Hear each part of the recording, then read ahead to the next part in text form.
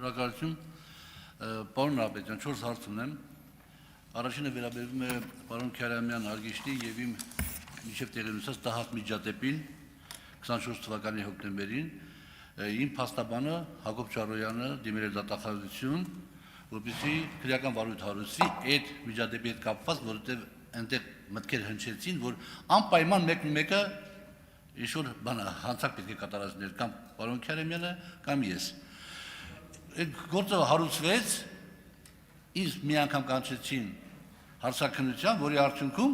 ընդհանրապես արգրավեցին իմ հեռախոսը իր բոլոր հետևանքներով եւ վերջ։ Ինչ կա դրանից։ Անձեռնմխելիության հետ կապված։ Անցած տարի հոկտեմբեր ամսին էր կարծեմ, ինձ հրավիրեցին ձեր կազմակերպություն եւ ասացին, որ իմ նկատմամբ նոր քրեական վարույթ է հարուցված։ Ես տարակուսեցի, որովհետեւ եթե նոր քրեական վարույթ է հարուցվում, ապա նորից դատախազը պետք է գա, գլխավոր դատախազը պետք է գա ազգային ժողով անձեռնմխելիությունից այդ կապված նորից անձեռնմխելիություն զրկելու միջնորդությամբ։ Բայց դա տեղի չէր ունեցել։ Իհարկե հիմնավորեցին, որ իբրև թե փաստական տվյալները նույնն են եւ այլ, բայց ես գտնում եմ, որ նույնիսկ փաստական տվյալները նույնը չեն։ Այդուհանդերձ, եթե նոր քրեական վարույթ է,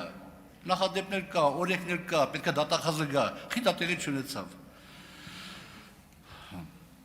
214 հոդվածը քրեական դատավարության օրենսգրքի ասում է, որ հնարավոր տալիս է հեռավար հարցաքննություն, բայց ով որ պետք է հարցաքննվի, իր կողքին պետք է նստած լինի իրավասու անձ։ Հիմա եթե հարցաքննությունը տեղի է ունեցել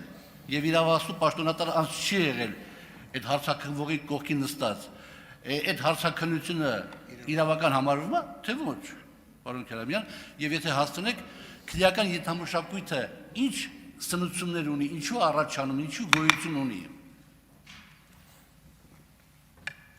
Պարոն Մաղազարյան, ձեր հարցերի երևի հիմնական մասը կամ բոլորը վերաբերվեց ձեր անձի հետ կապված հակակոռուպցիոն կոմիտեում քննվող քրեական վարույթին։ Ես այդ հարցերին այս ամբիոնից ու այս հաղորդման շրջանակներում չեմ պատրաստվում պատասխանել, եթե ունեք միջնորդություններ, ունեք առարգություններ, գրավոր ներկայացրեք որպես դատավարության մասնագիծ, հա, ներկայացրեք վարույթ իրականացնող քննիչին, դրանց պատշաճ պատասխան կտրվի։ Միայն կանադառնամ մեկ հանգամանքի, որ նշեցիք, եթե կա քրեական վարույթ նախաձեռնված, ինչ պատճառով դատախազը չի եկել ազգային ժողով, ապա հանրահայտ կարգավորում է իմ կարծիքով, որ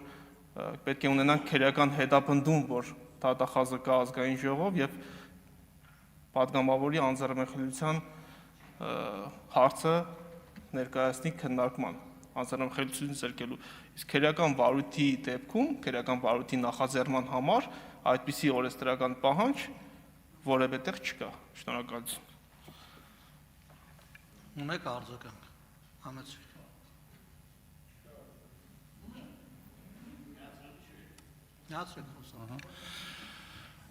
Դե քրեական ենթամշակույթի սնման ձեր պատկերացումները կարող էիք ասել, մեկ, երկրորդը ինչից իմացաք, որ այդ հեռահար հարցաքննությունը վերաբերվում է ինձ, երկրորդ, եւ երրորդը, ես ձեզանից երևի երիտասարդ էի եւ պատգամավոր էի այն ժամանակ, եւ ցանկացած օրենք, ցանկացած որոշում, որ խորհրդարանում վաղվա քննարկվում էր եւ ընդունվում էր, ես դա անցկացնում էի իմ միջով։ Ես որտեղ եմ այդ օրենքի ընդունման դեպքում, ինչքանով այն ձեռնտու այդ օրենքը ու նոր էի նաև քվեարկում։ Հետևաբար ես խոսելով իմ մասին, պարոն Նահապետյան, խոսում եմ բոլորի մասին եւ ուզում եմ ասեմ, որ այն դեպքում, որ ես ազգային ժողովի պատգամավոր եմ եւ այդքան հասարակական լայն աջակցություն ստացա, իմ այդ ձևով եք վերաբերվում, շարքային քաղաքացուն ինչ կանեք, կուտեք։ Պարոն Աղազարյան, առաջարկում եք, որ ես այս ամբիոնից ձեր հետ քննարկեմ ձեր քրեական վարույթի հանգամանքները, ապացույցները ու ձեր փաստարկները հերկող ապացուցողական տվյալները, ես առաջարկում եմ այդ տաշ չմտնենք, շնորհակալություն։